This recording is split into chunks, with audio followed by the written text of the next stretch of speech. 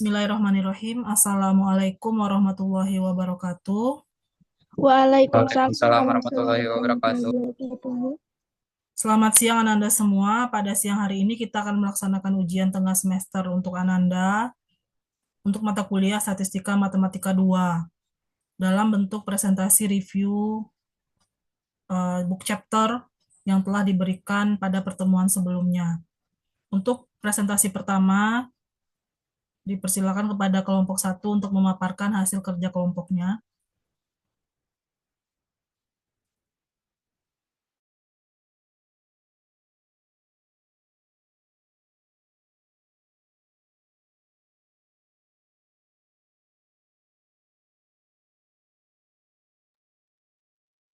Baik, Assalamualaikum warahmatullahi wabarakatuh. Waalaikumsalam warahmatullahi wabarakatuh.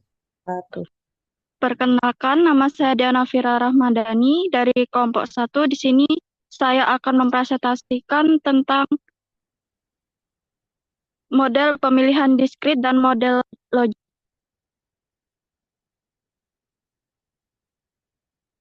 Lanjut ke slide berikutnya.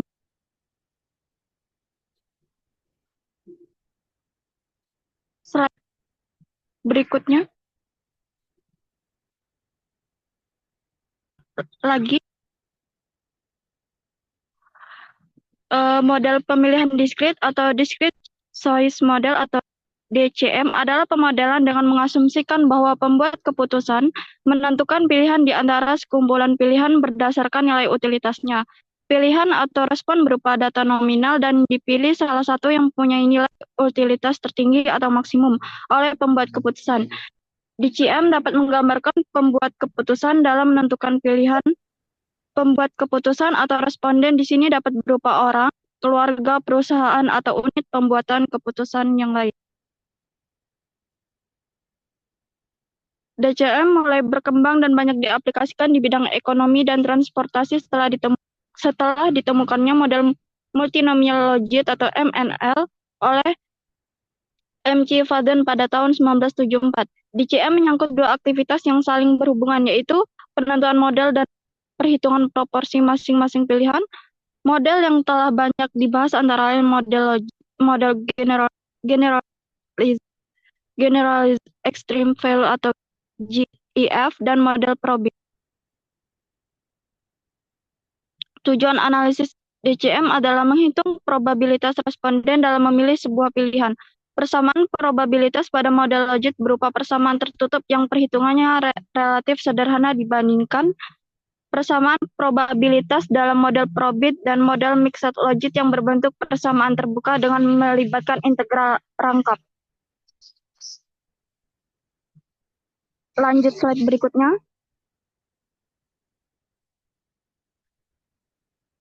Sebelum menghitung proporsi untuk masing-masing pilihan, perlu dilakukan estimasi parameter dalam model. Metode estimasi parameter pada DCM yang berdasarkan simulasi terhadap fungsi probabilitasnya antara lain maksimum simulate likelihood atau MSL, metode simulate score atau MSS, dan metode simulate moment atau MSM.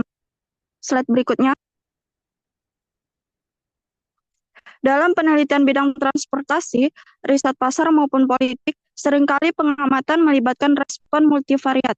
Misalnya dalam pemilihan umum, setiap orang memiliki 3 anggota wakil rakyat masing-masing untuk DPR 1, DPR 2, dan DPR. Demikian juga pada respon multivariat. Jika dianalisis menggunakan pendekatan univariat, maka akan mempengaruhi sifat-sifat penaksirnya. Umumnya pada kasus multivariat ini diatasi menggunakan pendekatan univariat, yaitu menyusun pilihan berupa kombinasi di antara semua alternatif.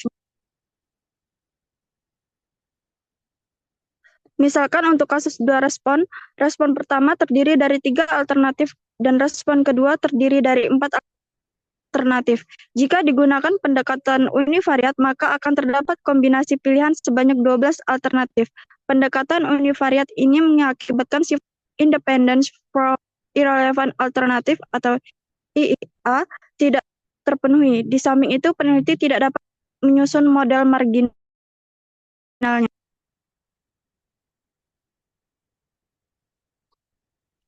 model utilitas atau utility model. Model disk choice atau DCM digunakan untuk menggambarkan bagaimana seseorang membuat keputusan dari beberapa pilihan yang tersedia. Contohnya, memilih produk, jasa, atau tempat tinggal. Pilihan-pilihan ini disebut choice set atau kumpulan alternatif.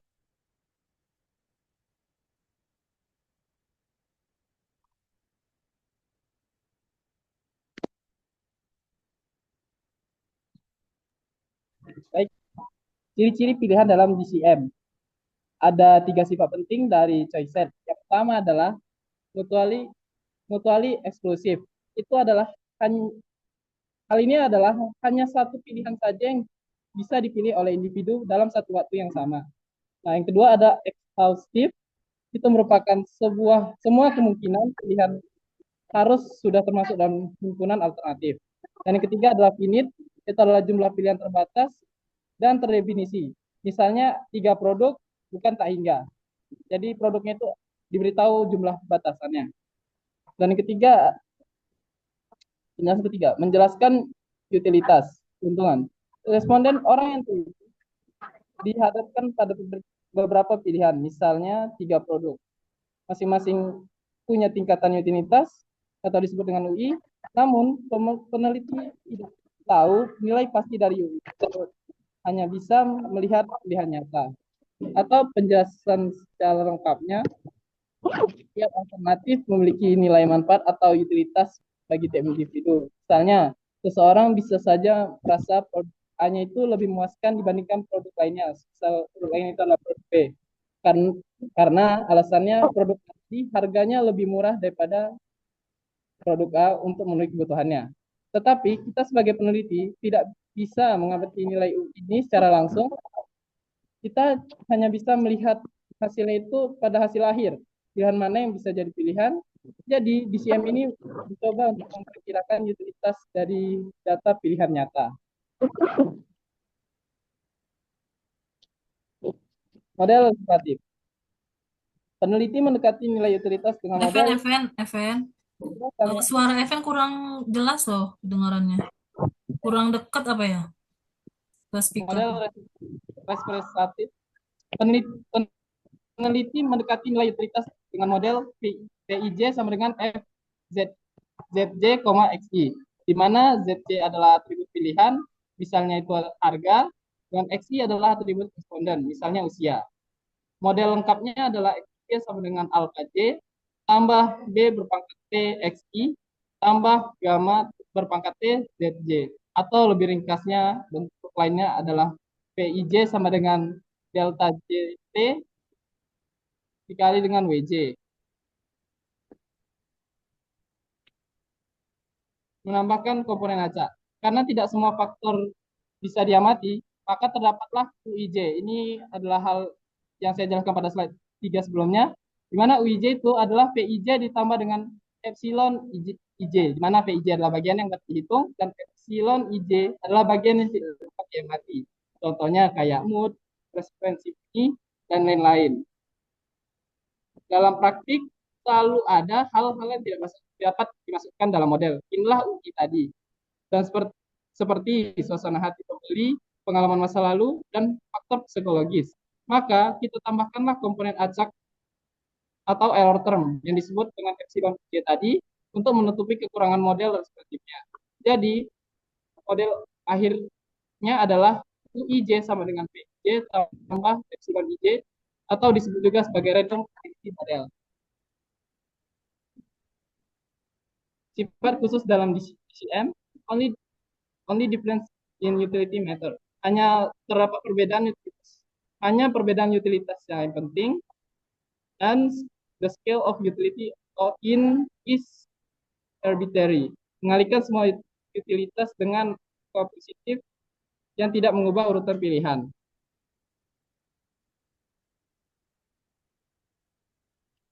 Nah, bagaimana responden memilih?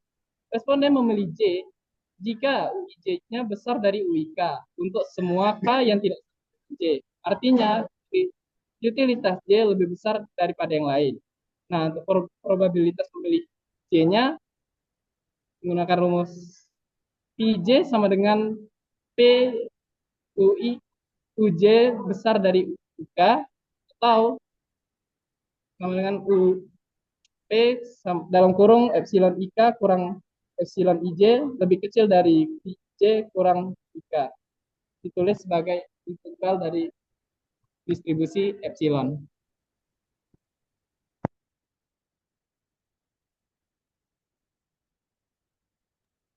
Baik, selanjutnya itu ada model logit. Model logit digunakan untuk memodelkan probabilitas dari berbagai pilihan diskrit. Berdasarkan pada teori utilitas acak, yaitu setiap alternatif memiliki utilitas total yang terdiri dari bagian teramati sistematis, bagian tak teramati acak atau error. Selanjutnya, asumsi distribusi Galat. Studi komponen error epsilon IJ diasumsikan mengikuti distribusi ekstrim value tipe 1 atau Gamble. Error antara alternatif diasumsikan sebagai independen dan identik terdistribusi. Fungsi distribusi atau Gamble. Fungsi densitas PDF itu sebagai F epsilon IJ sama dengan eksponen min epsilon IJ dikali dengan eksponen dalam kurung min eksponen min epsilon IJ dengan fungsi distribusi kumulatifnya atau CDF-nya yaitu F epsilon IJ sama dengan eksponen dalam kurung min eksponen min epsilon IJ. Distribusi ini menghasilkan bentuk probabilitas logit yang sederhana.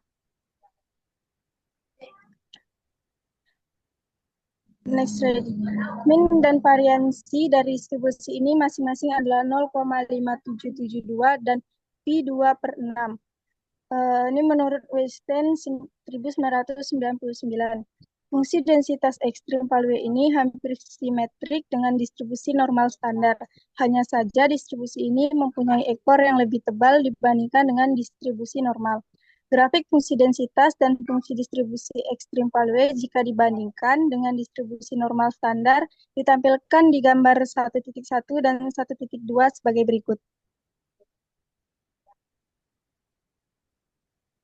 Nah, ini untuk yang gambar 1.1 yaitu grafik fungsi densitas distribusi normal standar dan distribusi ekstrim value.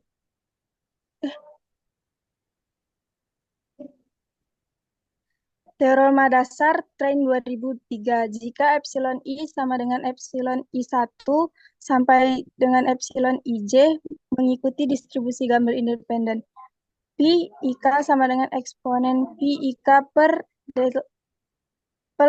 sigma J eksponen F IJ dengan Pi IK yaitu probabilitas individu I memilih alternatif K dan FIJ itu adalah utilitas sistematis dari alternatif J.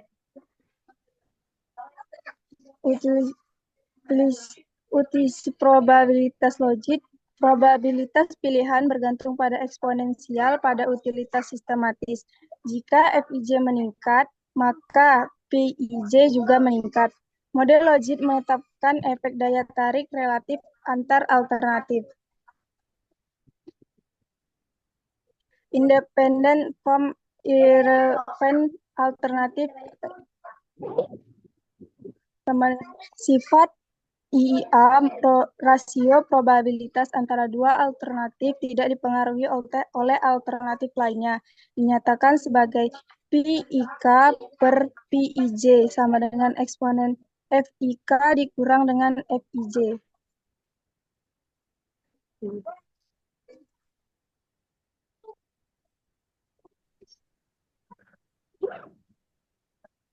Selanjutnya. Baiklah, estimasi parameter model logit. Pada persamaan PIK ini, di mana eksponen beta pangkat T, XIJ, garisnya IJ, dibagi dengan sigma dari J sama dengan I sampai N, dari eksponen beta pangkat T, XIJ, merupakan fungsi yang memuat XIJ, XIK, dan memuat parameter beta. Dan selanjutnya, estimasi parameter beta ini dapat dilakukan dengan berbagai metode. Salah satunya adalah prosedur maksimum likelihood. Maksimum likelihood adalah metode statistik untuk menentukan nilai parameter terbaik dalam sebuah model. Misalkan N sampel dari individu yang membuat keputusan, probabilitas individu N memilih sebuah alternatif yang dapat dinyatakan sebagai dot J sama dengan 1 sampai N dari P I J pangkat Y berpangkat YIJ, di mana YIJ ini adalah memilih indikator pilihan. Satu, jika alternatif J dipilih oleh individu I, 0 jika tidak, atau lainnya. Dan dari fungsi ini, jika di-likelihoodkan akan menjadi fungsi seperti ini. Likelihood dari beta dengan parameter beta adalah dot dari I sama dengan 1 sampai N, dot J sama dengan 1 sampai N, PIJ pangkat YIJ. Dengan ini adalah likelihood-nya. Ketika kita learn-kan atau kita logaritmakan, maka menjadi learn likelihood-nya menjadi sigma I sama dengan 1 sampai N, sigma J sama dengan 1 sampai N, Y pangkat Y-nya turun jadi konstanta, dan learn PEIJ. Di mana I adalah 1, 2 sampai N, ini untuk indeks individu, J untuk indeks alternatif pilihan, PIJ adalah probabilitas individu I memilih alternatif J, dan beta adalah parameternya. Dari teorema, penaksir beta dengan menggunakan prosedur ML ini adalah penyelesaiannya menjadi persamaan menjadi sigma I sama dengan 1 sampai N, sigma J sama dengan 1 sampai J, N, YIJ dikurang PIJ dikali XJ sama dengan 0. Untuk pembuktiannya adalah dari fungsi learn likelihood-nya ini, kita masukkan nilai awal yang tadi, yang PIK ini, terus kita learn-kan masing-masingnya, maka hasilnya seperti ini. Sigma I sama dengan 1 sampai N, J sama dengan 1 sampai N, YIJ, beta pangkat T, XIJ dikurang sigma, seperti ini. Terus dari logaritma itu diturunkan masing-masingnya terhadap beta. Maka hasilnya seperti ini. Diteruskan sampai seperti ini, akhirnya terbukti. Selanjutnya, untuk menguji kesesuaian model dengan data, dapat digunakan likelihood ratio index yang didefinisikan sebagai rho sama dengan 1 dikurang log likelihood dari parameter beta dibagi dengan log likelihood parameter 0. Seterusnya, dari Koppelman, uji hipotesis dan interval kombinasi untuk parameter adalah jika untuk masing-masing slope, maka di rumusnya menjadi that 0 sama dengan BJ dikurang BJ pangkat 0 dibagi SE kali BJ. Jika untuk beberapa slope, maka akan jadi seperti ini.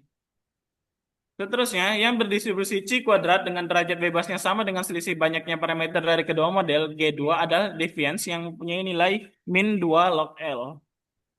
Terus, untuk menguji kecocokan model, dapat digunakan statistik pseudo R2 yang identik dengan nilai R2, yaitu pseudo R pangkat 2 sama dengan 1 dikurang G1 pangkat 2 per G0 pangkat 2.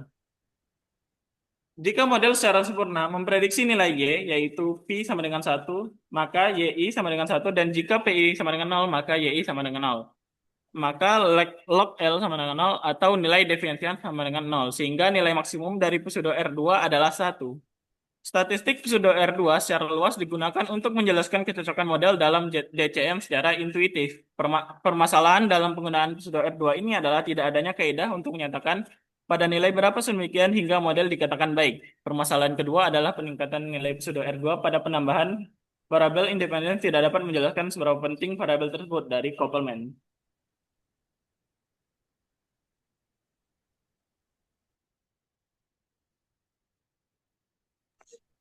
Baiklah, selanjutnya subbab 1.5 tentang model multinomial logit. Pertama ada model regresi logistik. Model multinomial logit atau MNL merupakan generalisasi dari regresi logistik biner untuk kasus ketika variabel respon bersifat kategorik dengan lebih dari 2 kelas, yaitu nominal atau ordinal. Variabel responnya Y biasanya digunakan nilai 0 untuk gagal dan 1 untuk sukses. Fungsi distribusi yang digunakan adalah distribusi logistik dengan notasi P sama dengan Px sama dengan ekspektasi dari Y bersyarat X untuk menyatakan min bersyarat dari Y jika diberikan vektor covariate XI. Model regresi logistik dinyatakan dalam bentuk Pxi sama dengan eksponen berpangkat Xi berpangkat T dikali beta per 1 ditambah eksponen Xi berpangkat T dikali beta. Dengan beta sama dengan dari B1 sampai BP berpangkat T adalah vektor parameter dan Px dari 0 sampai 1 serta I mulai dari 1 sampai N. Selanjutnya ada regresi logistik multinomial. Regresi logistik multinomial adalah pengembangan dari regresi logistik biner yang digunakan ketika variabel dependent Y memiliki lebih dari 2 kategori diskrit, misal 1 sampai J. Kategori ini bersifat nominal atau tidak ada urutan seperti jenis pekerjaan, atau ordinal ada urutan seperti tingkat kepuasan. Variabel YI bernilai diskrit dengan indeks 1 sampai J besar, PIJ sama dengan peluang YI sama dengan J, merupakan probabilitas responden ke I memilih kategori ke J untuk I 1 sampai N dan J 1 sampai J besar. Karena setiap individu hanya bisa memilih satu kategori, maka dapat ditulis sigma J sama dengan 1 sampai J besar, PIJ sama dengan 1. Hanya dipunyai J kurang 1 parameter. Untuk menyusun model logit dilakukan dengan cara salah satu kategori atau biasanya kategori terakhir dijadikan baseline, sehingga model logitnya adalah eta IJ sama dengan log dari PIJ per PIJ besar sama dengan XIJ berpangkat T dikali beta sama dengan beta berpangkat T dikali XIJ. Dengan J sama dengan 1 sampai J kurang 1. J besar kurang 1. Selanjutnya ada teorema 3, T1.3. Model probabilitas responden atau individu ke I memilih alternatif ke J. Dapat ditulis dengan PIJ sama dengan eksponen eta IJ per sigma K sama dengan 1 sampai J besar dari eksponen berpangkat eta K untuk suatu I dan suatu J di mana I sama dengan 1 sampai N dan J dari 1 sampai J besar. Baiklah, dibuktikan di sini eta IJ sama dengan log dari PIJ per PIJ besar. Kedua ruas kita kali eksponen, maka eksponensial berpangkat eta IJ sama dengan PIJ per PIJ besar. Jadi PIJ sama dengan PIJ besar dikali eksponen berpangkat eta IJ. Selanjutnya, karena J sama dengan 1 sampai J besar PIJ sama dengan 1 dan eta IJ sama dengan 0, maka sigma J1 sama dengan sampai J besar PIJ sama dengan J1 J sama dengan 1 sampai J besar PIJ dikali eksponen berpangkat eta IJ sama dengan 1, maka sigma J1 sampai J besar PIJ sama dengan PIJ besar dikali dengan sigma J mulai dari 1 sampai J besar eksponen berpangkat eta J sama dengan 1. Mendapatkan PIJ besar sama dengan 1 per sigma J mulai dari 1 sampai J besar dikali eksponen berpangkat eta IJ, dan PIJ sama dengan eksponen berpangkat eta IJ per sigma K mulai dari 1 sampai J besar sigma J dari 1 sampai J besar dikali eksponen eta IK. Selanjutnya ada teorema 1.4. Misalkan suatu sampel terdiri N observasi dari pasangan observasi XI dan YI yang dari I mulai dari 1 sampai N, dan YI sama dengan YI 1 sampai YIJ, dengan YIJ sama dengan 0, 1 untuk J 1 sampai J besar. Model regresi logistiknya PIJ sama dengan eksponen berpangkat eta J per sigma K dari 1 sampai J besar dikali eksponen berpangkat eta K. Baiklah, penaksirannya di sini beta sama dengan B1 sampai beta P berpangkat T menggunakan metode kemungkinan maksimum adalah penyelesaian dari persamaan kemungkinan. Di sini sigma I dari 1 sampai N dari YIJ dikurang PIJ sama dengan 0, dan I sama dengan sigma I sama dengan mulai dari 1 sampai N, sigma J dari 1 sampai J besar XIJ dari YIJ kurang PIJ sama dengan 0. Maka dibuktikan fungsi likelihood dari sampel random berukuran N itu responden adalah fungsi likelihood beta sama dengan dot I sama dengan 1 sampai N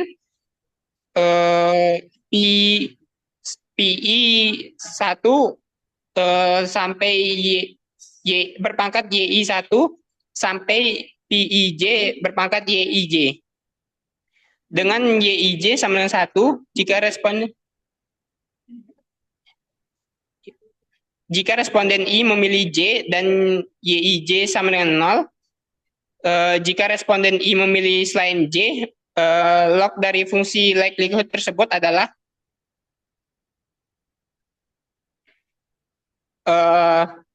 tadi fungsi likelihood betanya kita logkan, maka menghasilkan sigma I mulai dari 1 sampai N, sigma J mulai dari 1 sampai J besar, YIJ ln PIJ. Maka didapatkan hasil itu YIJ dikali sigma dari tadi YIJ dikali dengan XIJ berpangkat T beta dikurang ln sigma J mulai dari 1 berpangkat J dikali eksponen XIJ berpangkat T beta. Sigma dari YIJ tadi kita kalikan ke dalam menjadi sigma YIJ dikali XIJ berpangkat T kali beta dikurang dengan sigma YIJ tadi dikali dengan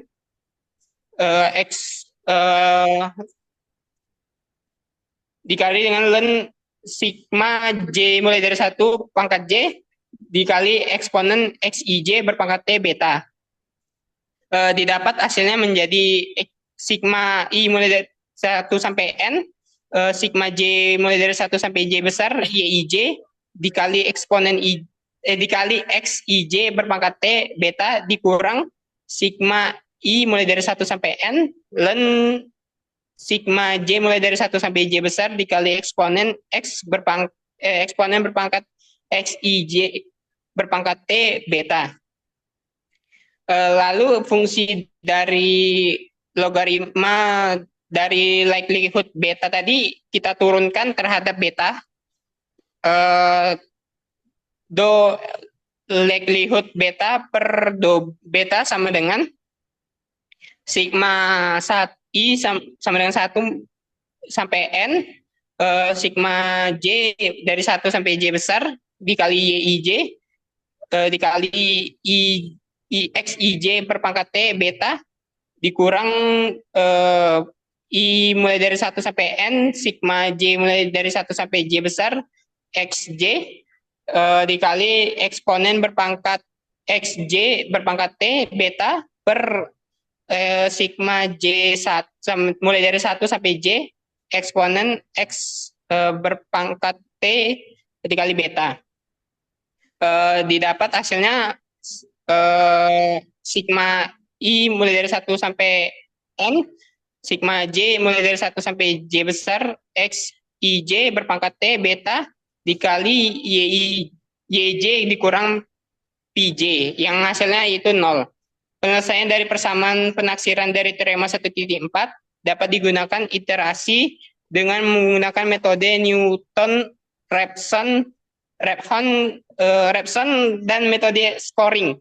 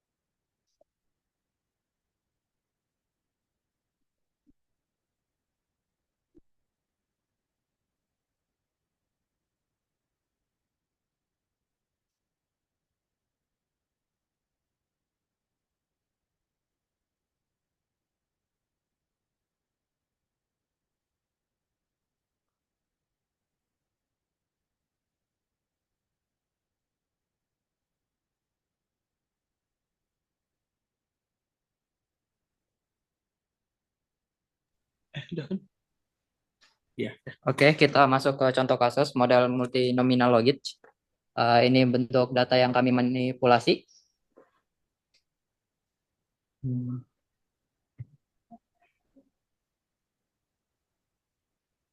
Oke, kita lanjut. Dan ini bentuk tabel kontingensinya, yang dimana itu bentuknya itu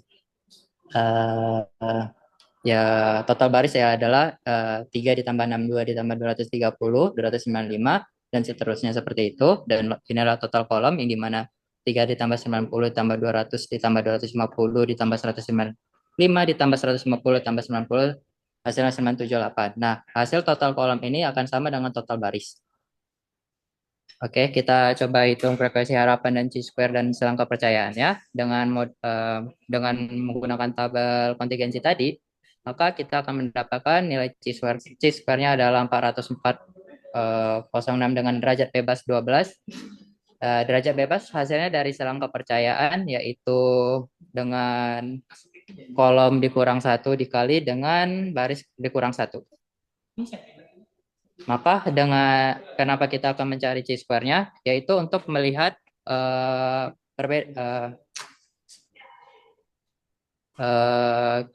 untuk melihat bahwa apakah dari tabel ini akan setiap apa ya maksudnya, itu memiliki hubungan atau tidak, apakah dia independen atau tidak. Maka kita lanjut, yaitu menggunakan analisis dengan model regresi multinominal, yaitu log PIJ per PI3, karena di sini bentuknya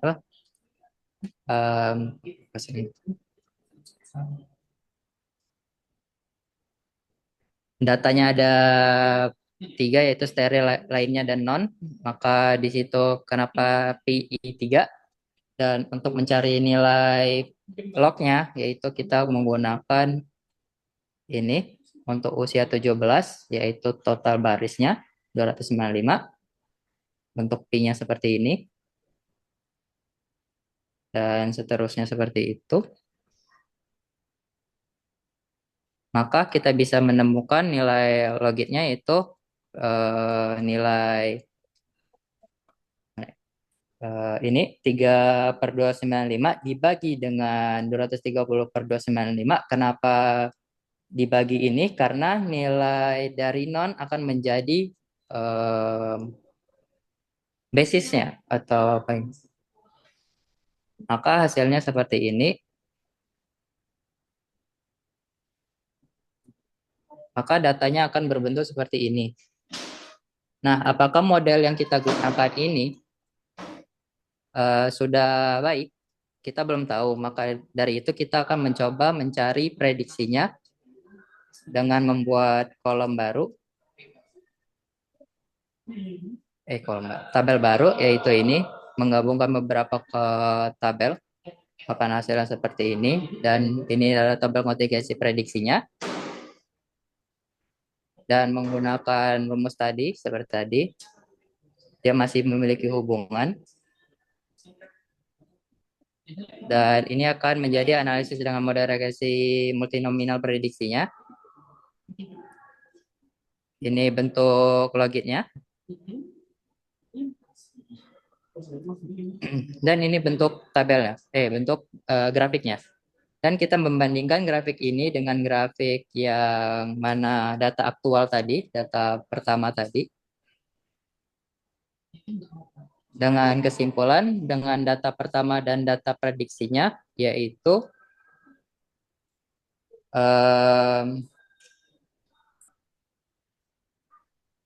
untuk usia menengah yang dimana 27 tahun, 27 tahun sampai 37 itu modelnya baik karena data ini dengan data yang aktual itu hampir berhimpitan. Tapi selebihnya dari usia yang 37 lebih atau 27 kurang, datanya tidak berhimpitan. Maka model ini baik digunakan jika untuk umur sekitar 27 sampai 37 tahun. Balik cuy.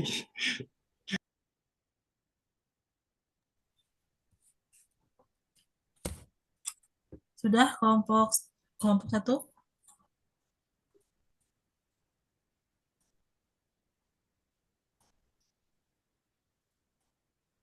Oh ya, ini tadi dilewat ya. Mau dibacakan dulu? Ya, Bu, dikit lagi. Estimasi parameter dengan MLE. Estimasi parameter dengan MLE gunakan metode maksimum likelihood atau MLE. MLE memiliki keunggulan dalam akurat untuk data besar, efisien secara asimptonik. Jadi semakin banyak data, estimasi semakin baik. Salah satu sifat penting dari MNL, independent from irrelevant alternative, dalam kurung IIA. Probabilitas derivatif dua pilihan tidak berubah walaupun pilihan lainnya ditambah ataupun hilang. Masalah sifat dalam EDA.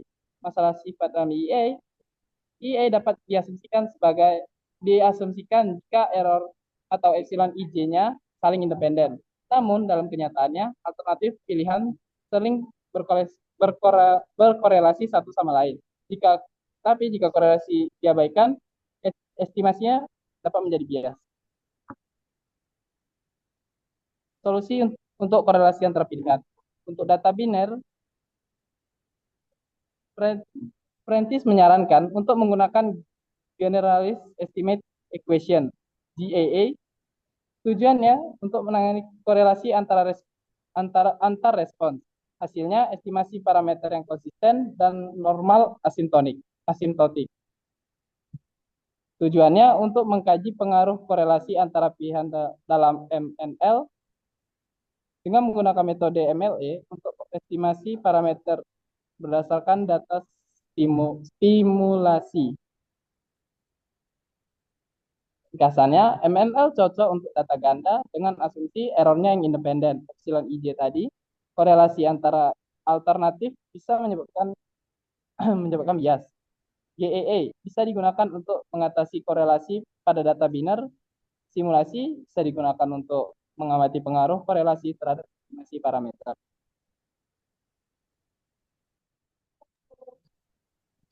Baik, ada tujuan penelitian. Penelitian ini bertujuan untuk menganalisis pengaruh korelasi antar alternatif pilihan dalam model logit multinomial atau MNL terhadap hasil estimasi parameter.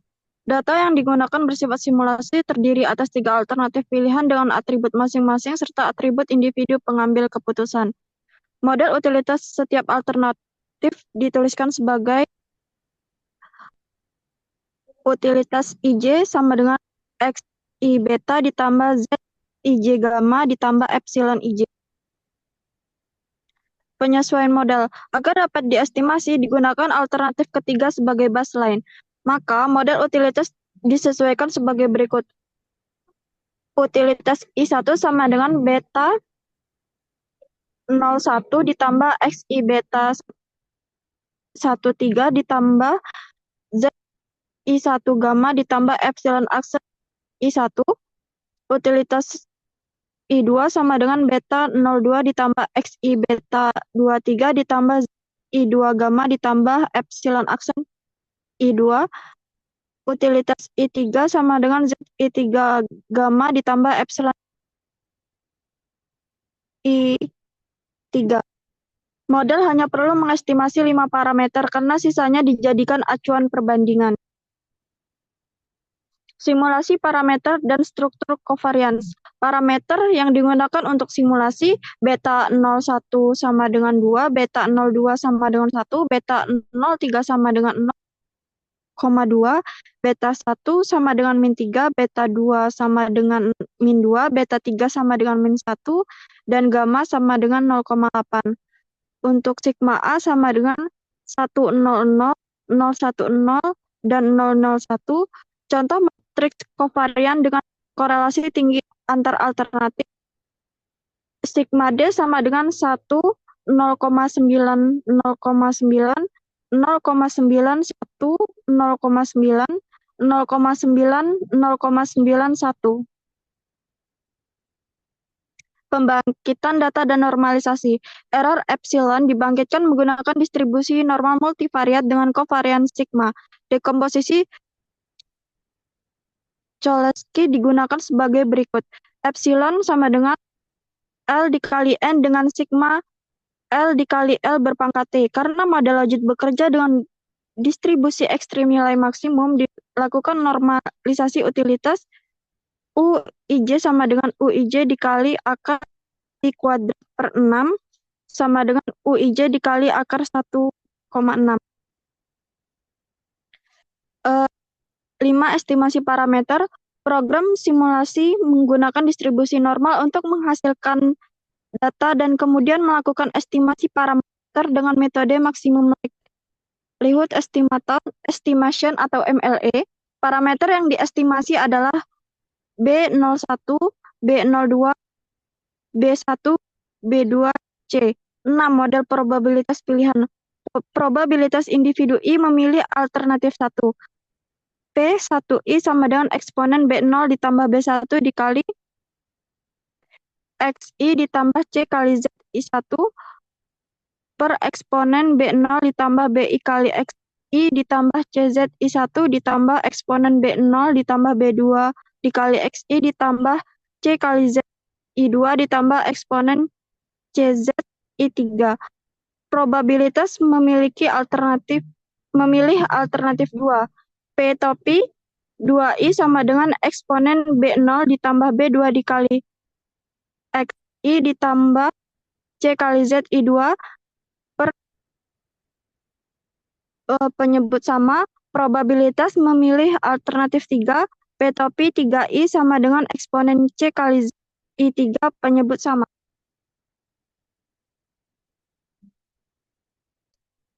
Kesimpulannya, penelitian ini menunjukkan bahwa struktur korelasi antar alternatif dapat memengaruhi akurasi estimator parameter dalam model pilihan logit. Dengan simulasi menggunakan struktur covariance yang berbeda, dapat dianalisis kestabilan model dan sensitivitasnya terhadap hubungan antar alternatif.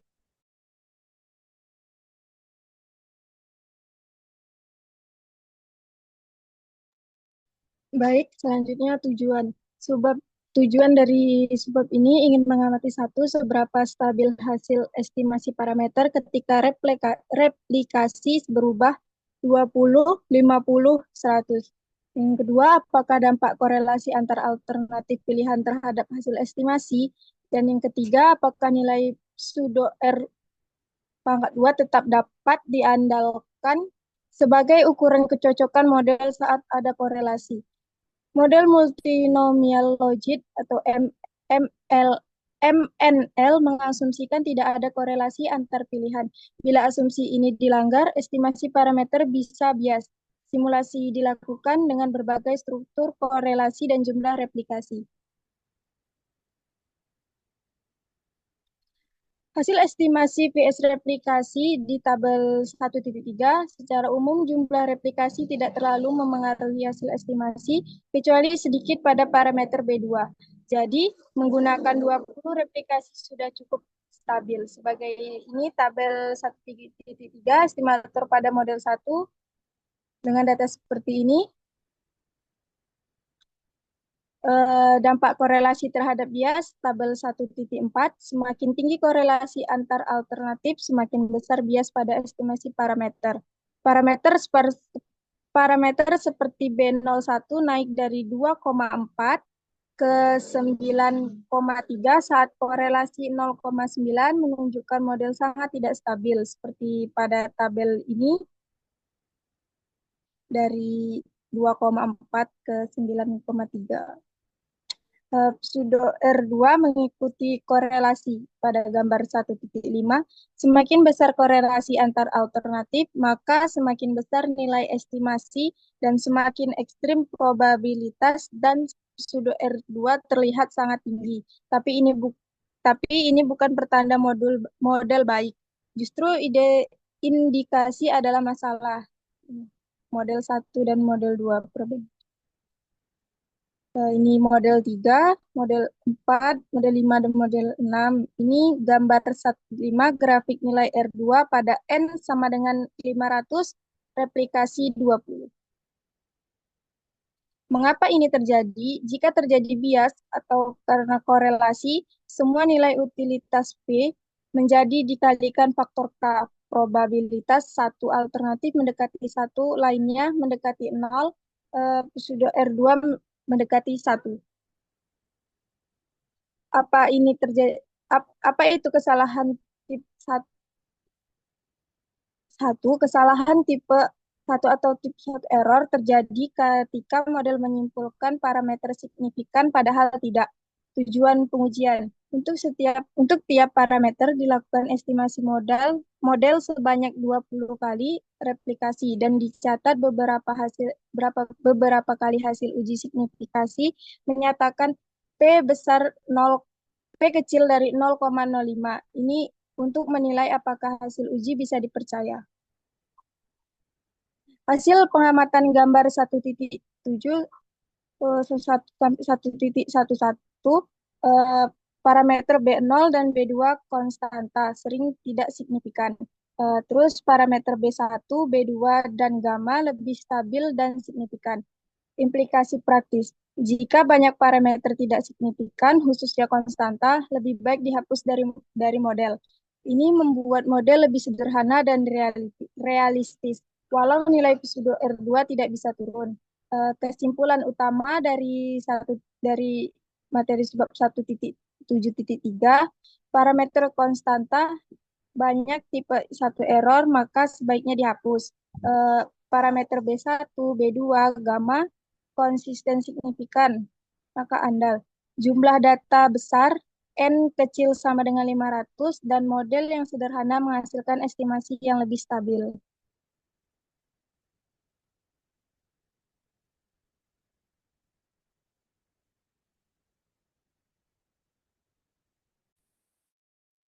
Baiklah, itu dari kelompok 1 yang bisa disampaikan. Apakah ada pertanyaan? Berhubung tadi sudah panjang, Anda tanpa tanya jawab aja kita nanti di akhir akan Ibu berikan tanggapan kalau sudah selesai semua kelompok ya. Kita beri aplaus buat kelompok 1 yang sudah memaparkan dengan lengkap sekali ya untuk bedah bab buku atau bedah book chapter pada buku MLE dalam Discrete Choice Model. Baik, Ananda, tanpa berlama-lama, kita lanjut ke kelompok. Tadi katanya kelompok berapa di grup yang setelah ini? Kelompok 1? Kelompok 3 ya? 3, Bu. Oh iya, oke, kelompok 3. Nah, ini setelah ini kan kelompok 3. Habis itu udah karena kita lanjut malam maksud Ibu. Karena Ibu ada janji dengan R1 di jam 2.15, 14.15. 14.20 juga bisa lah mereka tuh. Oke, jadi setelah ini kelompok 3 dan kita lanjutkan nanti malam pukul 19.30 untuk kelompok 4 dan 2 ya. Gitu ya, Tegar. Nggak apa-apa ya? Baik, Bu. Terima kasih, Bu. Sama-sama. Oke, silahkan kelompok Bu, maaf, Bu, 3. sebelumnya, Bu. Iya. Untuk pertanyaan yang nanti bakal diajukan ke kelompok 1 itu malam atau sesudah kelompok 3 menjelaskan? Oh, enggak pertanyaan. Ibu cuma memberikan masukan aja, tanggapan buat Ananda aja. Belum tentu masukan Oh, juga, bisa jadi Ibu apresiasi isinya nanti itu kan. Tanggapan oh aja sih. iya. Tak ada tanya jawab karena kan kalau sebenarnya kalau masalah pertanyaan bisa balik ke bukunya kan. Kalau ada yang masih bingung bisa cek dibaca di bukunya langsung ya. Oh, baik Bu, terima kasih Bu. Sama-sama Evan. Kita beri aplaus buat kelompok satu tadi, kita lanjutkan ke kelompok tiga. Silakan kelompok tiga. Baik, Bismillahirrahmanirrahim. Assalamualaikum warahmatullahi wabarakatuh. Waalaikumsalam warahmatullahi wabarakatuh. Selamat siang teman-teman dan Ibu Bunga Mardotillah, SSIM Stat. Semoga kita semua dalam lindungan Allah Subhanahu wa taala dan dalam keadaan sehat walafiat. Pada siang hari ini, izinkanlah kami dari kelompok 3 Statistika Matematika 2 dengan saya sendiri Muhammad Tegar Sembiring serta rekan-rekan saya Rika Oktiani, Dewi Retno Pinasti, Zulpaki Teguh, Adelina Renawati Tambunan, Fatma Setiawati serta Mei Kama untuk mempresentasikan mengenai model probit dari buku MLE atau Maximum Likelihood Estimation. Untuk penjelasan mengenai pendahuluan akan diserahkan kepada teman saya, kepada rekan-rekan sekalian, disilakan. Baik, di sini saya akan menjelaskan sedikit. Probabilitas pembuat keputusan I memilih alternatif K dapat dinyatakan sebagai PIK sama dengan P dalam kurung IK besar dari U IJ untuk semua J tidak sama dengan K. P dalam kurung epsilon IJ dikurang epsilon IK kecil dari Pi IK dikurang Pi IJ untuk semua J tidak sama dengan K. Integral epsilon I dalam kurung epsilon IJ dikurang epsilon K kurang dari Pi IK dikurang Pi IJ F epsilon I D epsilon J untuk semua J tidak sama dengan K adalah fungsi indikator yang bernilai 1 jika pertanyaan dalam kurung benar dan bernilai 0 jika pertanyaan salah. Selanjutnya dapat dipilih atau ditentukan densitas yang sesuai atau tepat. Beberapa model yang dapat ditentukan dalam pemodelan pilihan discrete choice model antara lain model multinomial logistik atau MNL, model multinomial probit atau MNP, dan model general extreme value atau GEF. Slide selanjutnya.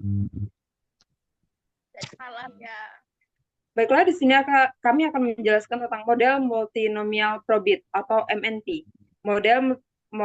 Pada model MNP diasumsikan bahwa vektor epsilon I berpangkat T sama dengan epsilon I1 sampai dengan epsilon I J besar berdistribusi multivariat normal dengan mean 0 dan matriks covariance sigma. Densitas untuk epsilon I adalah Pi epsilon I sama dengan 1 per 2 Pi berpangkat J per 2, sigma 1 per 2, sigma berpangkat 1 per 2 eksponensial, min 1 per 2 epsilon I berpangkat T, sigma berpangkat 1 epsilon I. Probabilitas pembuat keputusan I memiliki alternatif K adalah PIK sama dengan P dalam kurung Pi IK tambah epsilon IK besar dari PIJ ditambah epsilon IJ. Untuk semua J tidak sama dengan K. Sama dengan integral I dalam kurung PIK tambah epsilon IK besar dari PIJ ditambah epsilon IJ Pi dalam Pi epsilon I D epsilon I untuk semua J tidak sama dengan K. Untuk I merupakan fungsi indikator dan integral terhadap semua nilai epsilon I.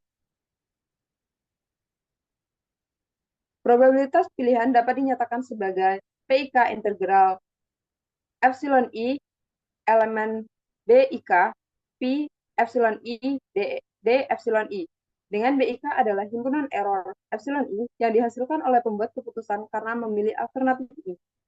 BIK sama dengan epsilon K sedemikian sehingga PIK ditambah epsilon IK besar dari PIJ ditambah epsilon IJ. Untuk semua J tidak sama dengan K.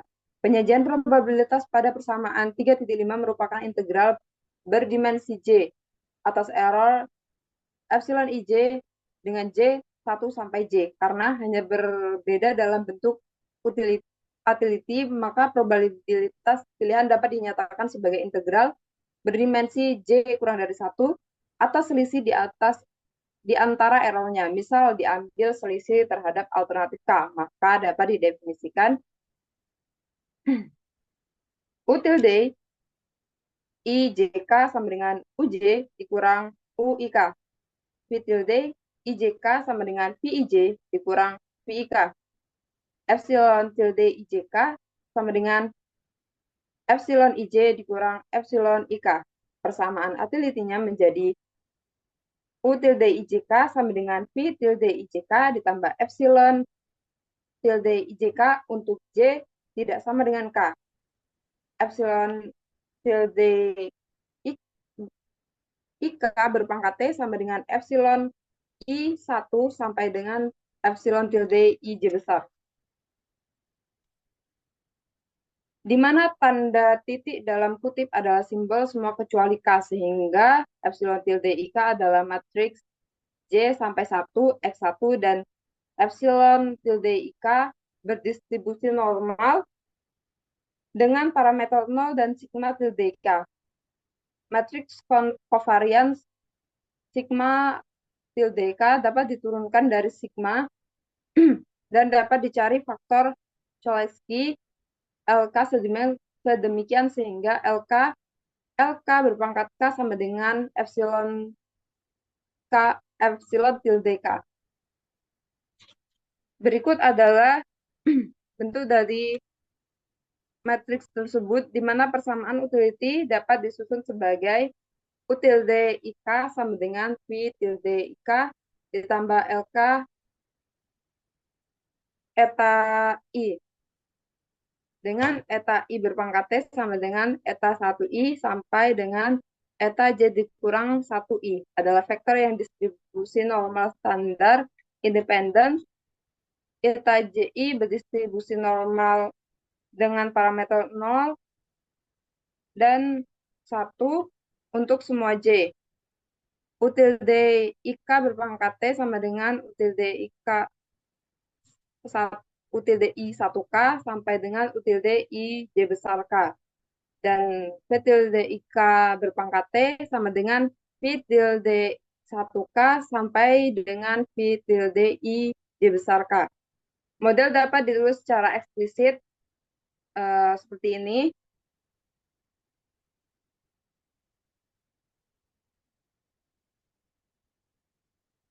Probabilitas individu I memiliki alternatif K, di mana PIK sama dengan P tilde IJK kecil dari 0 untuk semua J tidak sama dengan K.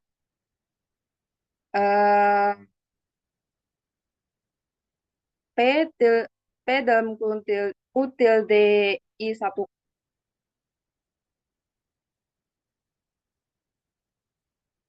Baiklah, untuk probabilitas individu I memilih alternatif K dapat dijelaskan seperti ini.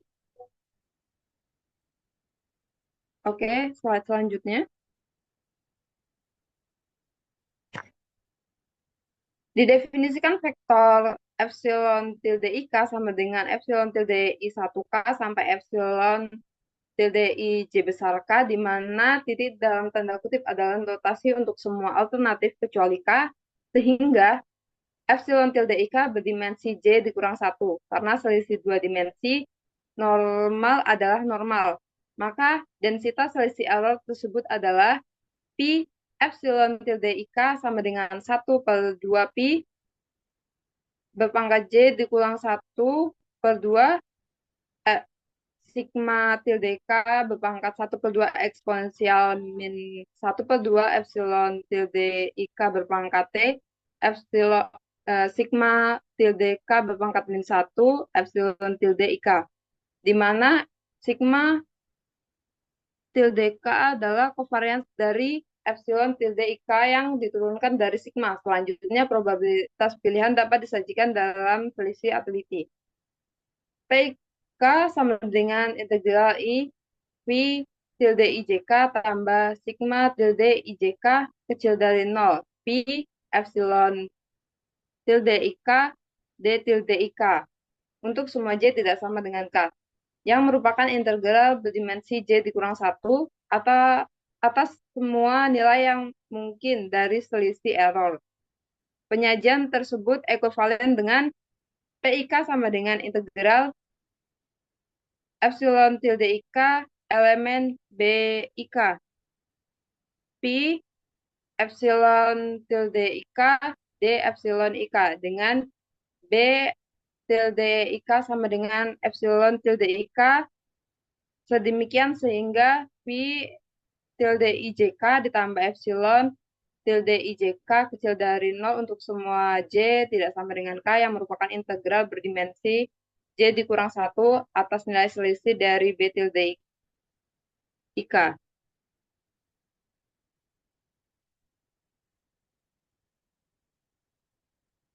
Untuk menghitung PIK memerlukan matriks covariance sigma tilde IK dari selisih error matriks sigma tilde IK dapat diturunkan secara langsung dari sigma, misal MK adalah matriks identitas, sehingga dimensi J dikurang 1 dan menambahkan kolom ke I yang bernilai min 1, sehingga MK berdimensi J dikurang 1 dikali J.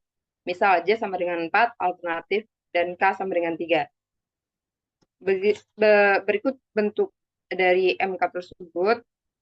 Kemudian, matriks ini dapat digunakan untuk mentransformasi sigma ke dalam sigma tilde K, yaitu sigma tilde K sama dengan MK, sigma MK berpangkat T. Matriks sigma tilde K berdimensi J dikurang 1 dikali J dikurang 1. Sementara sigma berdimensi J dikali J, misal terdapat 3 alternatif dengan sigma I1, sigma I2, dan sigma I3 dengan covariance sebagai berikut. Slide selanjutnya.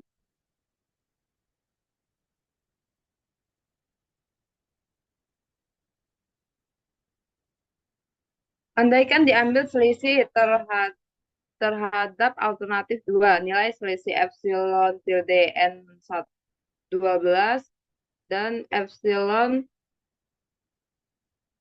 tilde N32, error adalah yang mempunyai kovarian sebagai berikut. Dengan matriks kovarian ini dapat juga diturunkan dengan transformasi sebagai berikut.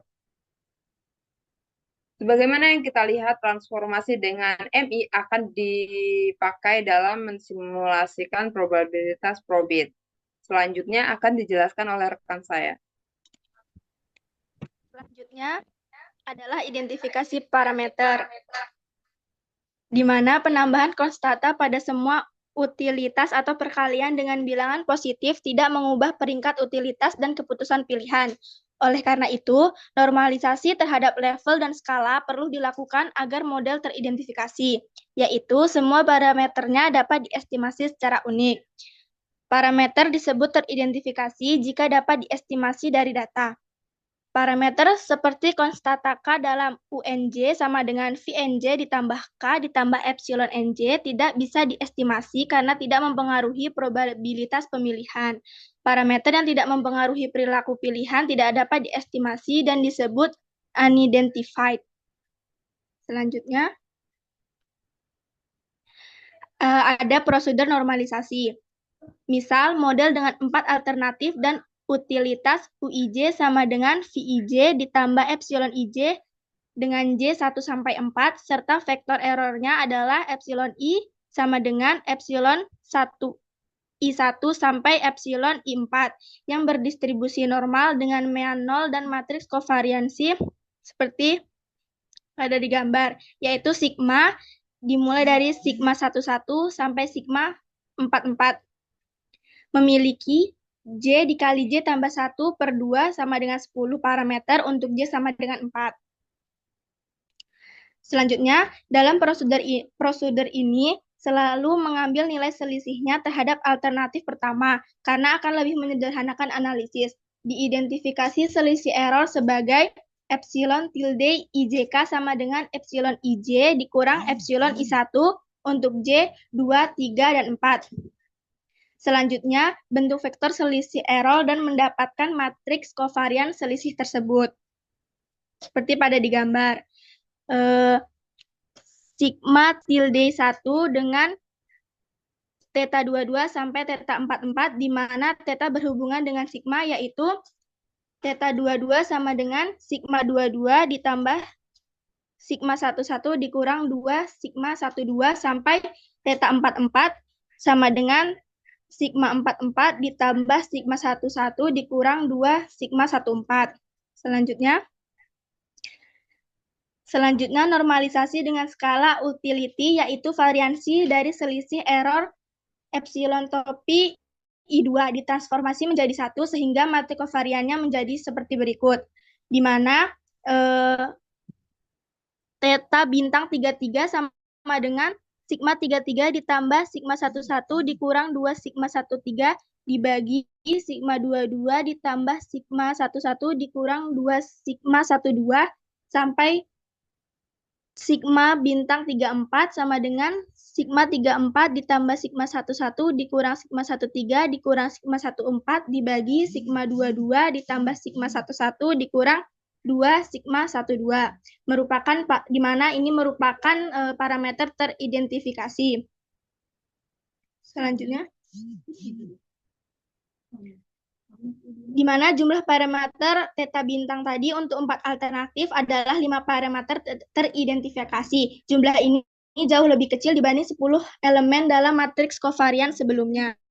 Karena hanya 5 parameter theta bintang dan 10 parameter sigma, maka tidak mungkin mendapatkan seluruh nilai sigma dari nilai estimasi theta bintang yang berarti menunjukkan pengurangan kompleksitas. Secara umum, sebuah model dengan J alternatif dan dalam matriks kovarian terdapat J dikali J tambah 1/2 parameter. Setelah dinormalisasi, parameter dalam matriks kovarian sebanyak J dikurang J dikali J dibagi 2 dikurang 1, sehingga hanya terdapat J dikurang 1 dikali J dibagi 2 dikurang 1 parameter yang teridentifikasi. Selanjutnya, untuk memperkuat identifikasi, peneliti sering membatasi bentuk struktur sigma. Misalnya, hanya memperbolehkan kovarian antar rute bergantung pada jarak atau kedekatan. Contoh struktur, berdasarkan YAI DKK 1997, suatu parameter kovarian tergantung jarak antar rute. Berdasarkan Boldak DKK 1996, kovarian antar lokasi sama dengan fungsi kedekatan. Berdasarkan Boldak 1992, generalized autoregresif. Berdasarkan Haijer DKK 1998, faktor analitik. Jika pembatasan dalam sigma dapat dihitung dari theta bintang, maka cukup untuk normalisasi sehingga parameter dalam sigma teridentifikasi. Jika tidak, maka pembatasan tidak cukup sehingga parameter dalam sigma tidak teridentifikasi. Selanjutnya, contoh spesifik struktur kovarian tertentu. Kasus 1, misal peneliti mengestimasi model 4 alternatif dan diasumsikan bahwa matriks kovarian error mempunyai bentuk seperti ini. Dengan pasangan korelasinya adalah rho dibagi 1 ditambah rho. Pertama, diambil selisih terhadap alternatif pertama, maka kovarian dari selisih error tersebut adalah sigma tilde 1. Seperti ini dengan theta 22 sama dengan 2 sampai dengan theta 24 sama dengan 1. Selanjutnya, menormalisasi untuk skala dengan mentransformasi elemen satu-satu menjadi 1 diperoleh matriks ternormalisasi sigma tilde bintang 1 sampai theta bintang 44 dengan theta bintang 33 sama dengan 1 ditambah P sampai dengan theta bintang 34 sama dengan 1/2 ditambah P. Oleh karena itu, theta bintang 33 sama dengan theta bintang 44 sama dengan theta bintang 34 ditambah 1/2. Dan parameter theta bintang lainnya diberi nilai tertentu, terdapat satu parameter dalam sigma tilde bintang 1 sebagaimana dalam sigma. Jika diidentifikasi, theta sama dengan 1 ditambah P, maka menjadi seperti ini. Parameter rho dapat dihitung secara langsung dari theta. Parameter dalam matriks sigma dapat dihitung dari parameter-parameter dalam matriks sigma tilde bintang 1. Selanjutnya, kasus 2. Dengan adanya asumsi korelasi yang berbeda pada error pertama dengan error kedua dan korelasi error ketiga dengan keempat. Matrik kovariannya adalah seperti berikut. Korelasi antara error pertama dan kedua adalah rho 1 dibagi 1 ditambah rho 1. Dan korelasi antara error ketiga dan keempat adalah rho 2 dibagi 1 ditambah rho 2. Selanjutnya dengan transformasi skala diperoleh matriks kovarian sigma tilde bintang 1. Selanjutnya, dengan theta sama dengan 1 ditambah rho 1 ditambah rho 2 dibagi 2, nilai rho 1 dan rho 2 tidak dapat dihitung dari sebuah nilai theta. Model original tidak ternormalisasi untuk skala dan level, dan parameter rho 1 dan rho 2 menjadi tidak teridentifikasi. Dalam model ternormalisasi, yang nampak adalah rata-rata rho, yaitu rho 1 ditambah rho 2 per 2, sehingga memungkinkan menghitung rata-rata rho dari theta. Hal ini berarti bahwa rata-rata rho adalah teridentifikasi tetapi bukan nilai individualnya. Selanjutnya akan dijelaskan oleh teman saya. Baik, saya akan menjelaskan variasi individu. Pada variasi individu ini, model probit cocok untuk kasus di mana koefisien regresi tidak tetap atau fixed, tetapi mengikuti distribusi tertentu, misalnya distribusi normal. Dalam formulasi umum, utilitas dari alternatif J bagi individu I dinyatakan sebagai UIJ sama dengan BI transpose XIJ tambah epsilon X epsilon IJ, di mana epsilon IJ ini merupakan komponen error atau gangguan acak untuk individu I dan alternatif J. XIJ itu merupakan vektor variabelnya, BIJ itu vektor koefisiennya, dan BI transpose XIJ itu perkalian dalam inner product antara vektor koefisien dan vektor variabelnya. Di sini BI adalah vektor koefisien yang bervariasi antar individu dengan asumsi distribusi normalnya yaitu BI tilde N B, W, yang mana W-nya itu adalah kovariansi. Selanjutnya, utilitas juga bisa ditulis ulang sebagai UIJ sama dengan B transpose XIJ tambah BI tilde XIJ tambah epsilon IJ, di mana BI tilde sama dengan BI kurang B, yang mana B itu merupakan rata-rata vektor koefisien dari semua individu. Dua suku terakhir tersebut dalam utility adalah random yang dapat dinyatakan dalam NIJ sehingga menjadi UIJ sama dengan B transpose XIJ tambah NIJ, yang mana NIJ ini merupakan bagian acak dari utilitas individunya. Karena NIJ bergantung pada XIJ dan komvariansi W, maka komvariansi antar utilitas akan berbeda antar individu, tergantung pada karakteristik mereka. Untuk kasus sederhananya, dua alternatif dan satu variabel itu UI1 sama dengan BI XI1 tambah epsilon I1, UI2 sama dengan BI XI2 tambah epsilon I2. Asumsi bahwa beta adalah berdistribusi normal dengan min B dan variansi betanya itu asumsi bahwa epsilon I1 dan epsilon I2 adalah berdistribusi normal identik dengan variansi epsilon. Dalam contoh ini diasumsikan independen atau tidak saling memengaruhi. Dan secara umum utility dapat ditulis sebagai UI1 sama dengan BXI1 tambah NI1, UI2 sama dengan BXI2 tambah NI2. Untuk NI1 dan NI2, distribusi normal dan masing-masing mempunyai min 0. Maksudnya memiliki nilai rata-ratanya itu 0. Untuk ekspektasi NIJ sama dengan ekspektasi BI tilde XIJ tambah epsilon IJ sama dengan 0. Untuk BI tilde itu bermin 0 dan epsilon IJ-nya itu bermin 0, maka total ekspektasinya itu adalah 0. Komvariansi dihitung sebagai berikut dengan masing-masingnya adalah untuk variansinya itu variansi NIJ sama dengan F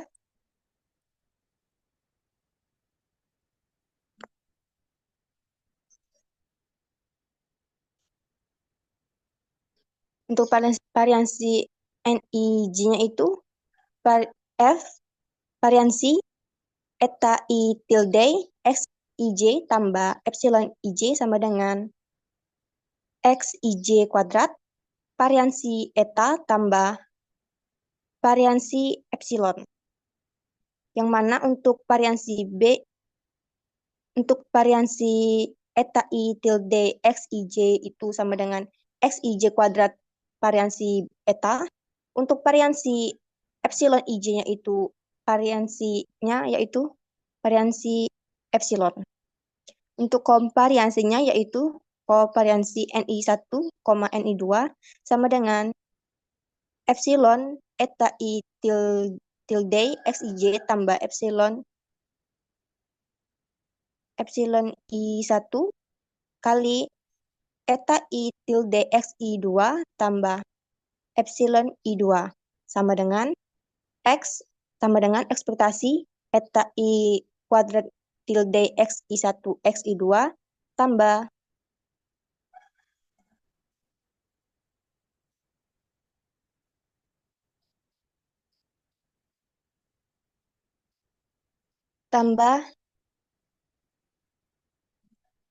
epsilon I1 kali epsilon I2 tambah epsilon I1 kali beta I tilde Xi2 tambah epsilon I2 kali beta I tilde Xi1 sama dengan Xi1 kali Xi2 kali variansi dari beta. Untuk matris komparasinya yaitu sigma Xi1 kuadrat variansi beta tambah variansi epsilon Xi1 Xi2 variansi beta Xi1 Xi2 variansi beta Xi2 kuadrat variansi beta tambah variansi epsilon itu sama dengan kita pisahkan dulu untuk variansi beta dan variansi epsilonnya menjadi untuk variansi betanya itu setelah kita keluarkan hasilnya X variansi betanya itu berkurung Xi1 kuadrat Xi1 Xi2 Xi1 Xi2 Xi2 kuadrat. Untuk yang variansi epsilon setelah kita keluarkan itu untuk baris 1 kolom 1 itu 1, baris 1 kolom 2 itu 0, untuk baris 2 kolom 1 itu 0, baris 2 kolom 1 itu 1, baris 2 kolom 2 itu 1. Selanjutnya, untuk nilai N1 dan Xn2 diobservasi oleh peneliti dan parameter B, dan variansi beta diestimasi, generalisasi untuk lebih dari satu variabel independen dan lebih dari 2 alternatif dapat dilakukan. Dan dari pembahasan tersebut dapat disimpulkan bahwa jika terdapat J alternatif pilihan, maka untuk menghitung probabilitas masing-masing pilihan memerlukan integral rangkap J kurang 1. Komponen matriks kovarian yang teridentifikasi maksimum sebanyak J kurang 1, J per 2 kurang 1 parameter. Model probit juga dapat mengakomodasi variasi individu yaitu parameter koefisien dinyatakan sebagai variabel random yang berdistribusi normal. Untuk penjelasan selanjutnya akan dijelaskan oleh rekan saya. Baik, selanjutnya untuk estimasi parameter. Estimasi parameter pada model probit dapat dilakukan menggunakan metode Simulated Maximum Likelihood Estimation atau SMLE. Dalam metode ini melibatkan perhitungan secara simulasi. Yang pertama yaitu simulasi Monte Carlo. Metode Monte Carlo adalah algoritma komputasi untuk mensimulasikan berbagai perilaku sistem fisika dan matematika. Simulasi komputer membantu memahami sistem rumit dan dapat menguji teori. Konsep utamanya pertama, satu, membutuhkan banyak bilangan random, diperoleh dari bilangan pseudo random. Kedua, menggunakan pseudo Monte Carlo atau PMC, karena bilangan random sejati sulit diperoleh. Lanjut slide berikutnya. Salah satu permasalahan dalam Discrete Choice Model atau DCM adalah menghitung probabilitas pilihan PIJ yang merupakan integral berdimensi besar. Perhitungan PIJ ini dapat didekati dengan metode Monte Carlo. Probabilitas sebuah pilihan atau PIJ merupakan nilai harapan dari sebuah statistik pada densitasnya, yaitu PIJ sama dengan ekspektasi HU sama dengan integral HU kali FU DU. Dengan U adalah variabel acak atau random variable dengan distribusi FU, HU adalah fungsi statistik yang relevan untuk menghitung probabilitas. Lanjut. Pengambilan sampel random sebanyak R kali dari distribusi FU, misalkan U berpangkat R adalah nilai variabel random U dengan pengambilan ke R. Untuk R-nya itu mulai dari 1, 2, 3, dan seterusnya sampai dengan R kali. Dinotasikan dengan H tilde sub R sama dengan 1 per R, H dikali U berpangkat R dari R-nya 1 sampai dengan R kali yang dinotasikan sebagai R besar. Lalu berdasarkan sifat strong law of large, H topi sub R konvergen pada nilai harapan ekspektasi HU-nya sama dengan integral HU dikali FU DU. Yang artinya, semakin banyak sampel R, maka estimasi rata-rata sampel mendekati nilai harapan yang sebenarnya. Lanjut. Atau jika variansi dari HU adalah sigma kuadrat, maka berdasarkan teorema limit pusat, variansi dari estimasi menurun seiring meningkatnya jumlah sampel, atau variansi H topi sub R sama dengan sigma kuadrat per L menuju 0 seiring dengan R menuju tak hingga atau sampelnya itu banyak banget. Untuk selanjutnya akan dilanjutkan oleh rekan saya. Selanjutnya kita masuk ke metode simulasi GHK. Untuk menghitung nilai peluang sebagaimana pada persamaan 3.6 menggunakan algoritma GHK simulator berdasarkan tren 2003, GHK simulator dapat dihitung menggunakan algoritma berikut ini. Yang pertama menghitung P eta 1 kecil min P tilde I 1K per C1 sama dengan V dikali min P tilde I 1K per C1. Yang kedua mengambil sebuah nilai eta 1 yang diberi label eta 1R dari distribusi normal terpotong pada V dikali min P tilde 1K per C1. Pengambilan dapat dilakukan sebagai berikut. Yang pertama mengambil dari distribusi standar uniform yaitu mu 1 pangkat R. B. Menghitung eta 1 pangkat R sama dengan P inverse mu 1 pangkat R kali P dikali min P tilde I 1K per C1. Next. Yang ketiga menghitung P eta 2 kecil min P tilde I 2K plus C2 eta 1 per C2 di mana eta 1 sama dengan eta 1 pangkat R sama dengan P dikali min P tilde I 2K plus C2 I eta 1 pangkat R per C2. Mengambil sebuah nilai eta 2 diberi label eta R2 dari norma standar terpotong. Min P tilde I 2K plus C2 eta 1 pangkat R per C2. Pengambilan ini dapat dilakukan sebagai berikut. Pertama mengambil dari standar uniform mu 2 pangkat R. B. Menghitung eta pangkat R2 sama dengan P inverse dikali mu 2 pangkat R kali P dikali min P tilde I 2K plus C2 eta 1 pangkat R per C2.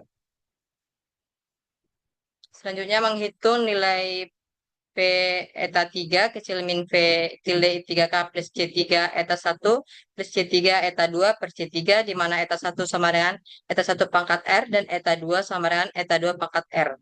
Sama dengan V dikali min V tilde I 3K plus C3 eta 1 pangkat R plus C3 eta 2 pangkat R per C3. Dan seterusnya untuk semua alternatif kecuali K.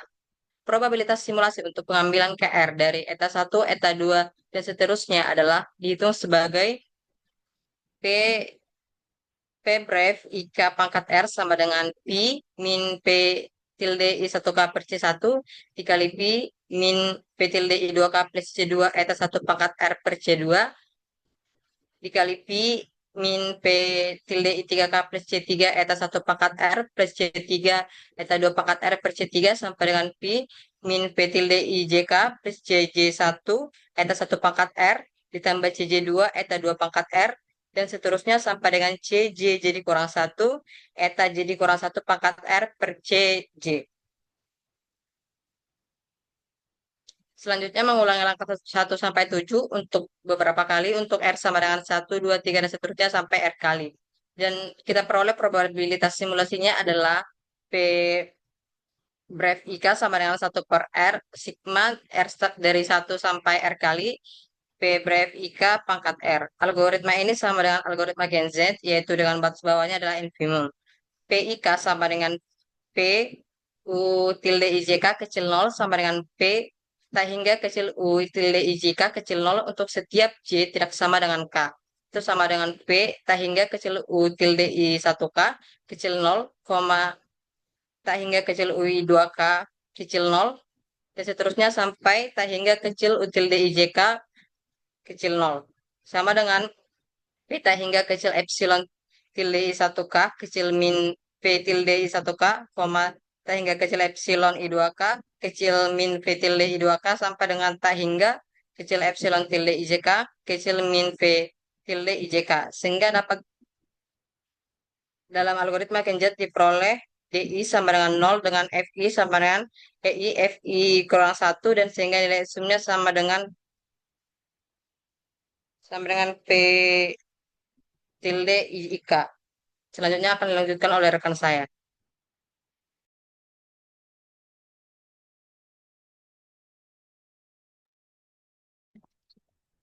Baik, selanjutnya akan memasuki simulasi di dalam MSLE. Ini gambarnya terpotong, Mbak. Mungkin maaf Bu, ini sepertinya waktu downloadnya karena kami tidak pakai Canva berbagi, jadi ada device yang nggak support. Oke, masuk ke simulasi GHK dalam MSLE. Dalam model probit terdapat parameter dalam matriks faktor Koleski yang sudah jelaskan tadi dan parameter koefisien beta. Parameter tersebut disusun dalam satu vektor theta sama dengan beta, C. Dengan beta sama dengan alpha 1 sampai dengan alpha J, beta 1 sampai dengan beta J, Y. Dan C sama dengan C11, C21 sampai dengan C, J kurang 1 dikali J kurang 1. Itu J kecil dan J besar, jadi berbeda. Yang dapat diestimasi menggunakan fungsi log likelihood simulated. Di sini ada simlog, artinya adalah simulated likelihood dilogaritmakan sama dengan sigma dari I sama dengan 1 sampai N, sigma dari J sama dengan 1 sampai J besar, YIJ, logaritma dari 1 per R, sigma dari R sama dengan 1 sampai R besar, Pi tilde J berpangkat R, theta. Sama dengan sigma dari I sama dengan 1 sampai N, sigma dari J sama dengan 1 sampai J, YIJ, logaritma dari 1 per R besar, sigma dari R sama dengan 1 sampai R besar, dot dari I sama dengan 1 sampai J, Pi lir, Pi LR. Penaksir theta yang dihitung menggunakan metode Newton-Raphson memerlukan turunan pertama dan turunan kedua dari fungsi log likelihood simulated. Untuk menghindari derivatif kedua dari fungsi log likelihood simulated karena terlalu kompleks dan sulit untuk dihitung, maka digunakan metode iterasi BHH atau metode iterasi BFGS. Nilai batas distribusi normal pada persamaan 3.11 dapat dinotasikan dengan eta 1i kecil dari alpha 1i sama dengan negatif VI 1, K per CI. Lalu eta 2i kecil dari alpha 2i sama dengan negatif dalam kurung VI 2, K ditambah C2 eta 1 berpangkat R per 2. Dan seterusnya hingga eta J kurang 1 dikali I kecil dari alpha J kurang 1 kali I sama dengan negatif dalam kurung P IJ, K ditambah C, J kurang 1 kali I dikali eta I berpangkat R ditambah C, J dikurang 1 dikali 2, eta 2 berpangkat R ditambah hingga C, J dikurang 1 kali I dikali J dikurang 2, eta J dikurang 2 pangkat R dibagi C, J dikurang 1 dikali J kurang 1. Sehingga secara ringkas dapat dinyatakan dalam bentuk alfa 1i, alfa ji sama dengan negatif dalam kurung sigma dari H sama dengan 1 sampai I dikurang 1 dari CH per CI dikali eta H ditambah VI, K per CI dengan I besar dari 0. Lalu negatif VI 1, K per C1 per CL untuk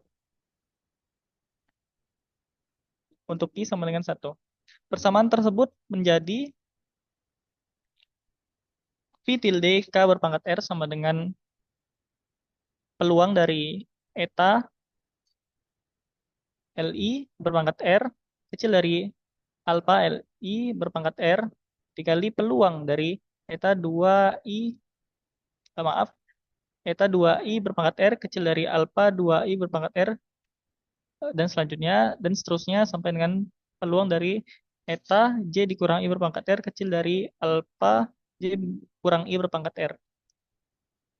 Lalu berlanjut pada perubahan sehingga P tilde IK berpangkat R sama dengan P alfa 1I berpangkat R dikali alfa dikali P alfa 2I berpangkat R dan seterusnya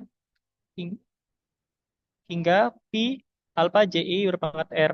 Sedangkan P 1I pangkat R dikali P 2I berpangkat R dan seterusnya hingga P J dikurang 1 dikali I berpangkat R. Sama dengan inilah dot produk dari I sama dengan 1 sampai J dikurang 1 P I berpangkat R.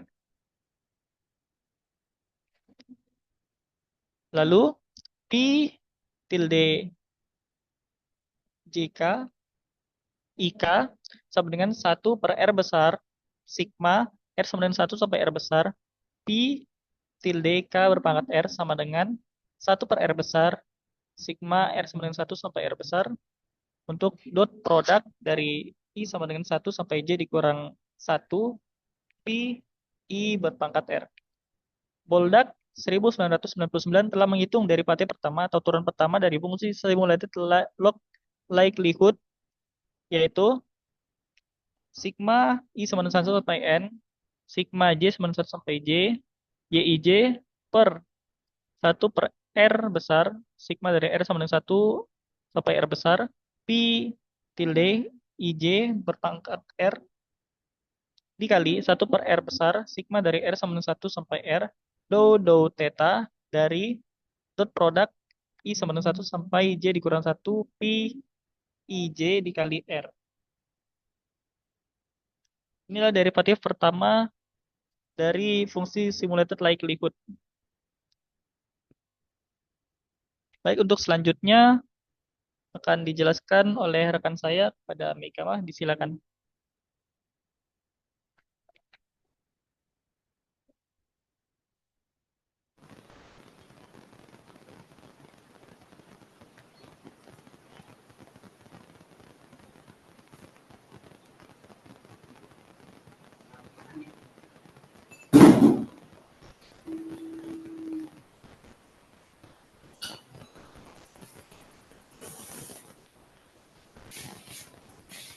Dari sifat bahwa bisa sifatnya seperti ini, lalu maka dot theta simlog L simlog likelihood theta sama dengan ini,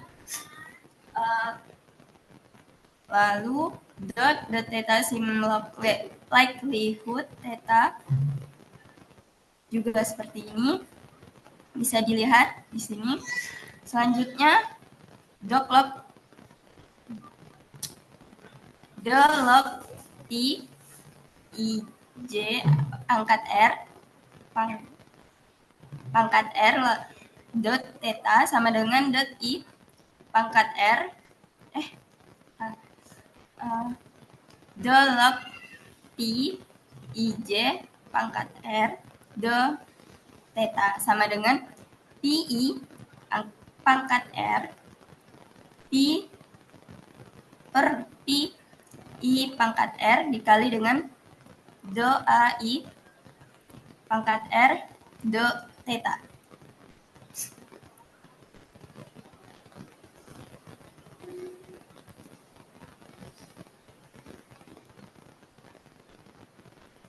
Dengan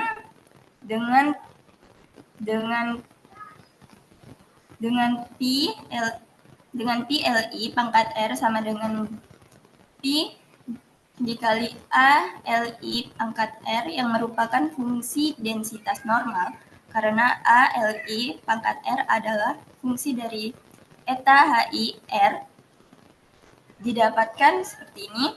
Lalu bisa dilihat di sini kita mendapatkan ini sehingga dot eta LI pangkat R dot theta sama dengan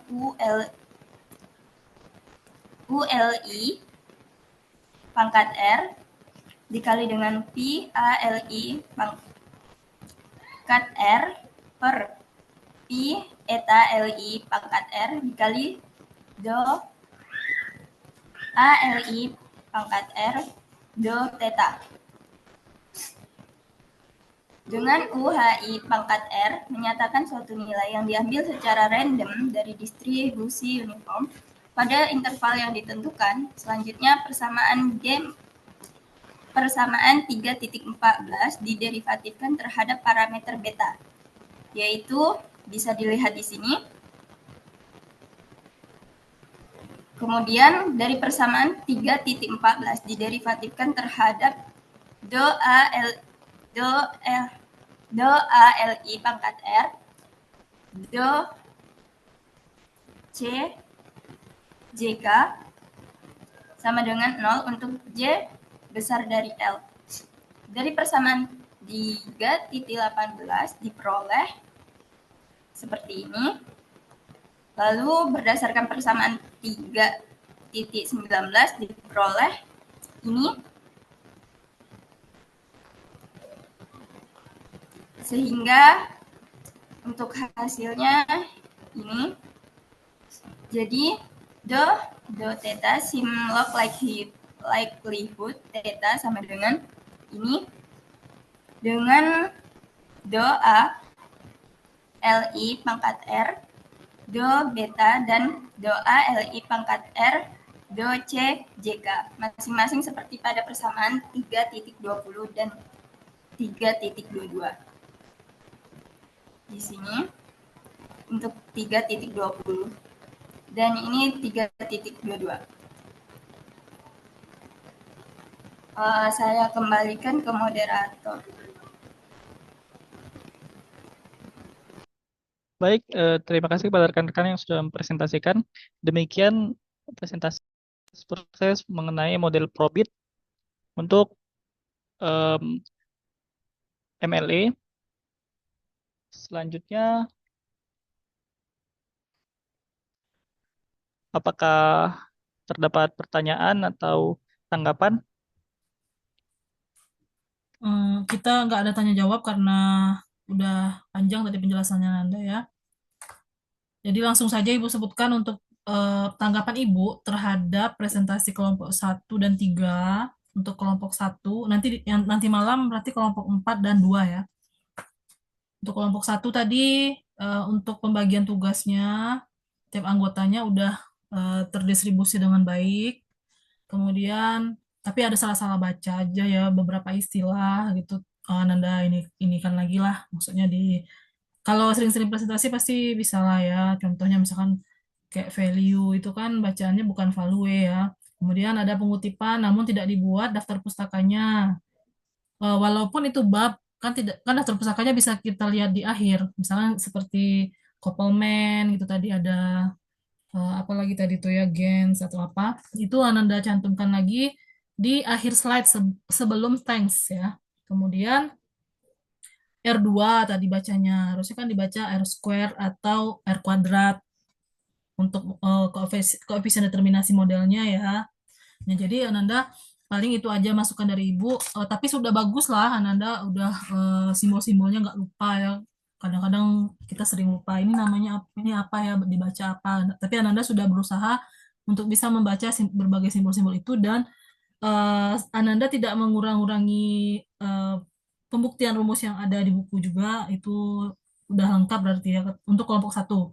Lanjut, untuk kelompok dua tadi Ibu lihat slide-nya lengkap, terus distribusi tugas untuk anggotanya sudah merata. Sama tadi kasusnya, kutipan atau citasinya ada, tapi daftar pustaka atau referensinya tidak ada. Kemudian ada beberapa slide-nya yang kurang rapi. Tadi mungkin kata Tegar ada perpindahan dari laptop ke laptop yang membuatnya jadi teracak gitu ya. Dan ada juga yang kekecilan fontnya. Jadi tadi pas ibu yang sebagai yang menyimak ini kurang kebaca. Ini apa ya? Ibu cek lagi buku baru ini ya, baru ngeh gitu ya. Itu mungkin ya dari Ibu. Selebihnya udah good, excellent lah ya. Applause buat Ananda semua kelompok 1 dan 3. Semoga nanti kelompok 4 dan 2 lebih baik lagi karena kan sudah dengar nih masukan dari Ibu. Jadi lebih baik lagi Ibu harapkan dan karena ada separoh-separoh, maksudnya dua kelompok tampil siang ini, kemudian malam nanti ada dua juga. Ibu harap semuanya tetap gabung karena tetap disimak ya materi yang disampaikan oleh temannya. Setidaknya pengayaan wawasan buat Ananda. Siapa tahu skripsi Ananda nanti pakai ini. Jadi kan Ananda sudah tinggal kopas saja rumusnya karena sudah ada eh, misal kasusnya yang Anda temui itu sama seperti contoh kasus yang ada di buku itu gitu, misal dari tempat magang ya. Kan biasanya pakai data magang, data tempat magang. Jadi Ananda kan tinggal kopas aja tuh. Oh, ini dan udah sedikit paham lah. Tidak kaget lagi, tidak susah lagi mencari referensi karena beberapa kelemahan dari kakak kelasnya itu mereka hanya puas dari artikel. Padahal artikel itu kadang-kadang terskip-skip ya. Maksudnya pembuktian kadang separuh gitu. Kadang lompat step yang misalnya stepnya ada 15 yang dia cantumin dari 1, 2, 3 lompat ke 10 sampai akhir kayak gitu ya. Jadi ada step yang di skip gitu kalau di artikel. Nah, di textbook itu biasanya lengkap. Jadi kalau mau lihat kayak pembuktian segala macam itu Ananda kopasnya dari ini ya, dari textbook atau dari buku-buku atau dari minimal dari modul. Kalau artikel itu biasanya kita cantumkan untuk yang penelitian relevan dengan kita gitu. Itu masukan dari Ibu buat Ananda. Semoga dengan adanya tugas ini memperkuat teori Ananda dalam estimasi parameter. Kalau di sini kan fokusnya ke maximum likelihood estimation ya, atau MLE. Mungkin itu dari Ibu Ananda. Terima kasih atas kelompok 1 dan 3 yang sudah memaparkan dengan baik hasil kerja kelompoknya. Applause buat semua. Tadi raise hand Nur Khalifah. Oh, Nur Khalifah memang ininya ya. Kok ada tangan gitu? Oh, tangan Ibu nih. Maksud kursor Ibu, maaf. Kirain raise hand. Oke, Ananda, kita tidak ada tanya jawab. Kalau ada yang Ananda bingung, itu silahkan dibaca lagi di bukunya. Dan ada tadi kan menyebut algoritma Gen Z, bukan Gen Z ya, itu kan Gens, memang ada algoritma yang ada di dalam simulasi Monte Carlo-nya. Mungkin itu dari Ibu. Ibu tambahkan tadi di grup. Oke, sebelum Ibu tutup, ada tanggapan dari Ananda mungkin? Nanti malam itu mau 19.30 atau 20.00?